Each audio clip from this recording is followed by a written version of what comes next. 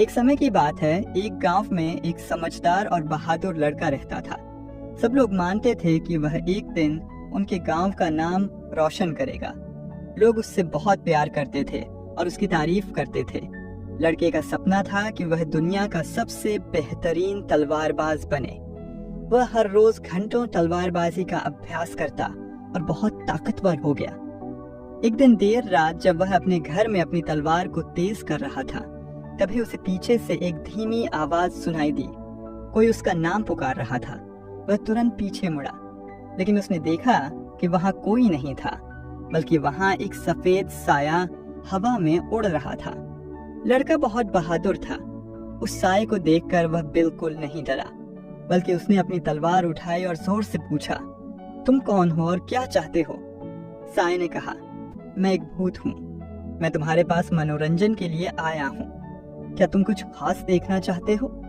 लड़के ने चौंक कर जवाब दिया, यहाँ से चले जाओ, नहीं तो मैं तुम्हें चोट पहुंचाऊंगा।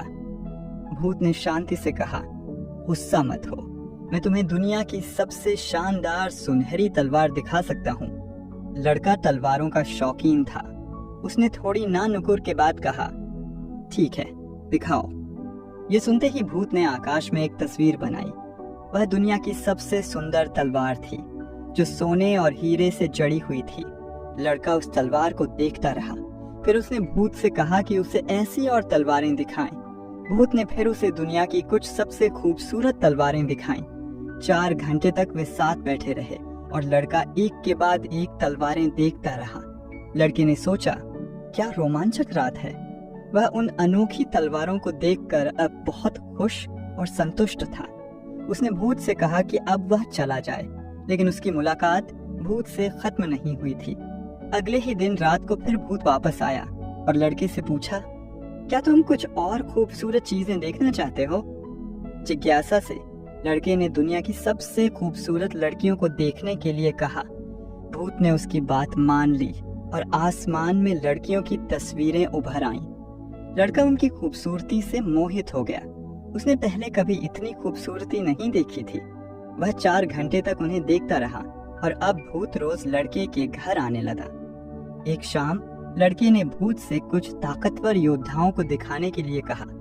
भूत ने उसे शक्तिशाली योद्धाओं के उग्र युद्ध के दृश्य दिखाए। उनकी ताकत और कुशलता हर हरकत में दिख रही थी। लड़का कुछ के लिए तालियां बजाता और कुछ पर नाराज होता। वह पूरी तरह से भूत की कहानियों में खो गया था।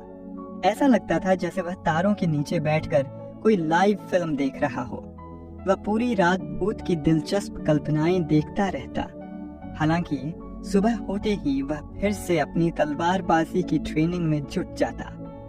जैसे जैसे दिन हफ्तों में बदलते गए, उसकी भूत के दिखावों को देखने की बेताबी बढ़ने लगी और वह जल्दी से जल्दी घर लौट आता, जिससे उसकी तलवारबाजी की ट्रेनिंग छूटने लगी।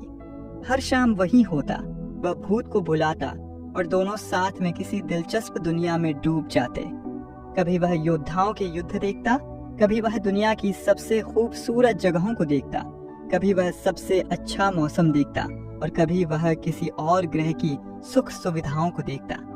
अब लड़का पूरी तरह से तलवारबाजी की ट्रेनिंग छोड़ चुका था और बस घर पर लेटकर अपनी पसंदीदा कल्पनाएं देखता रहता। भूत की कल्पनाओं ने उसे असली दुनिया से पूरी तरह भुला दिया था। उसका कभी मजबूत रोज का काम अब सिर्फ भूत के दिखाए भ्रमों को देखने तक सिमट गया था। महीनों से सालों में बदलते गए और जो लड़का कभी सबसे होनहार तलवारबाज माना जाता था, वह अब सुस्त हो गया था, अपनी कला और जुनून से दूर हो गया था।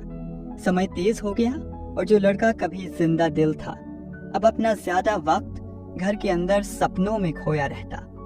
उसकी तलवार चलाने की वो तेज स्किल्स जो कभी गांव भर में मशहूर थी, अब बेकार होने लगी थी।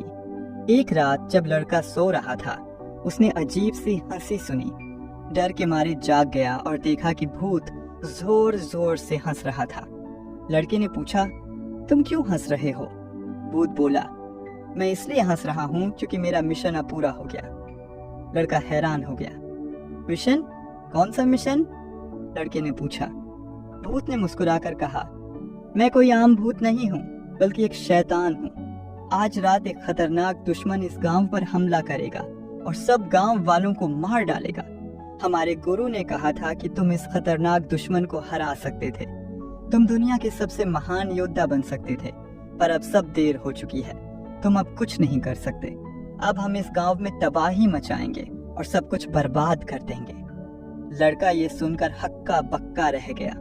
उसने पूछा, अगर ऐसा था तो तुमने मुझे पहले क्यों नहीं मारा?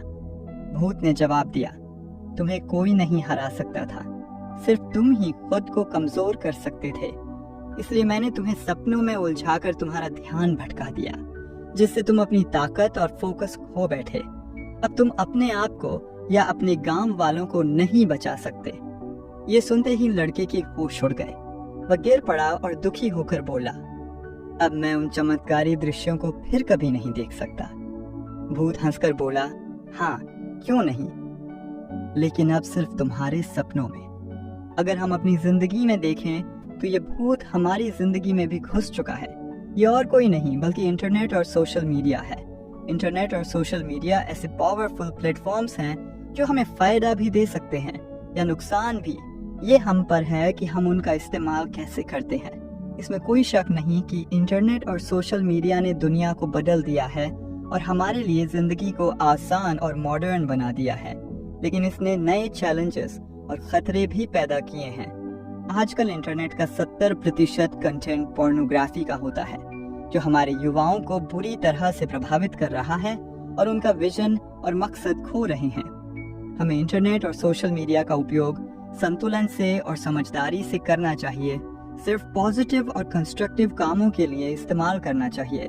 हमें उनका उपयोग नई चीजें सीखने, दूसरों से बात करने और अपनी दिलचस्पियों को आगे बढ़ाने के लिए करना चाहिए।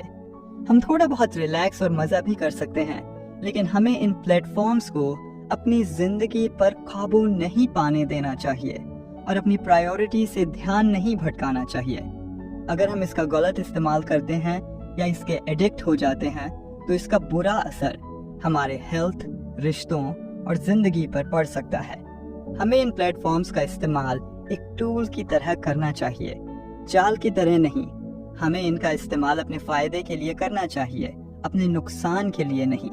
हमें याद रखना चाहिए कि जिंदगी में सिर्फ स्क्रीन पर दिखने वाली चीजों से ज्यादा कुछ है। इसलिए इस इंटरनेट और सोशल मीडिया के भूत के गुलाम बनने से पहले संभल जाओ और इसका समझदारी से इस्तेमाल करो, ताकि तुम अपनी जिंदगी के गोल्स को हासिल कर सको। तो ये थी आज की मोटिवेशनल स्टोरी। ये वीडियो आपको कैसी लगी कमेंट बॉक्स में बताएं और अपने दोस्तों के साथ शेयर करें, ताकि सोशल मीडिया की डार्क रियलिटी से बच सके। देखने के लिए बहुत बहुत धन्यवाद।